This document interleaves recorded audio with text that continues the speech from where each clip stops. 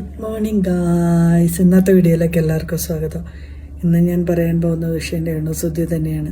രേണുസുതി പിന്നെയും ഓരോരുത്തർ ഇൻ്റർവ്യൂവിൽ ചോദിക്കുന്നുണ്ട് ഏത് ടൈപ്പ് ബ്രാൻഡാണ്, കള്ള് കുടിക്കുമോ? അപ്പോൾ അവൾ ഓരോ കാര്യങ്ങൾ പറയുന്നുണ്ട്. അത് കേട്ടിട്ട് അടുത്തത്.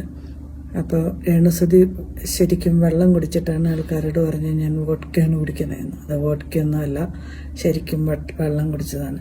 പുതിയ വിവാദങ്ങളിൽ ഉണ്ടാക്കി നെഗറ്റീവ് റീച്ച് ഉണ്ടാക്കാൻ വേണ്ടിയിട്ട് പിന്നെയും തുടർന്നാണ്. കാരണം എപ്പോഴും താരറാണിയായി വർത്തിക്കണമല്ലോ. അപ്പം അതിന് വേണ്ടിയിട്ടുള്ള ഓരോ ഇതാണ്.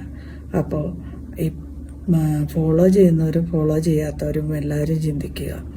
അവർക്ക് വേണ്ടത് റീച്ചാണ്, വേറൊന്നുമല്ല. അപ്പം അതിന് വേണ്ടിയിട്ട് പല അഭിപ്രായങ്ങളും കാണിക്കുന്ന അതിൻ്റെ പുറകെ വരുന്നു. പിന്നെയും ആ പാവം ബിഷപ്പിനെ എടുത്ത് തലയിൽ വെച്ചിട്ടുണ്ട്.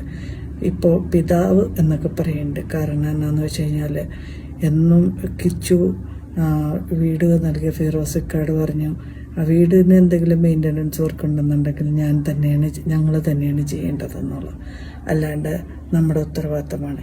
ഇപ്പോൾ രേണുവിന് അത്യാവശ്യം പണവും ഫെയിമും ഒക്കെ ആയില്ലേ.